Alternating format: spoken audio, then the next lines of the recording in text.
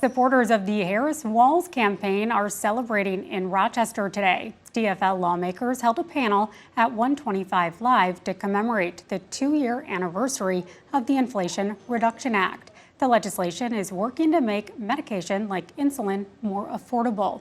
KIMT News 3's Evan Berg was at the press conference, which was moderated by DFL congressional candidate Rachel Bowman. Evan. Jess, a big focus of today's panel was how the Inflation Reduction Act and the negotiations it has started between Medicare providers have put caps on prices of several life-saving prescription drugs and limited out-of-pocket costs for consumers on Medicare. The legislation has already capped the price of insulin at $35 a month for Medicare recipients, and starting in 2025, annual out-of-pocket costs for prescription medication will be capped at $2,000 for Medicare recipients as well.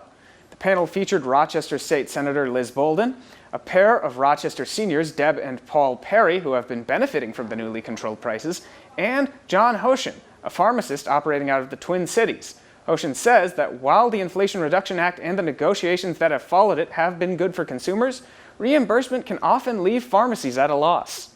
While the patient is capped at a lower price or a lower out-of-pocket, that's all great, and I'm all for that, but the rest of the system needs to be brought in line so that the pharmacy and the provider are taken care of. I mean, I think this is an issue that affects everyone. You know, there are issues that affect, some people and not others, but healthcare impacts and touches all of us. Minnesota State GOP Senator Steve Drazkowski said in a statement to KIMT News 3 that he thought the Harris campaign's focus on healthcare was shifting the conversation away from other issues such as illegal immigration, and that the Republican ticket was in favor of finding non-government-run ways of providing cheaper healthcare. All right, thank you, Evan.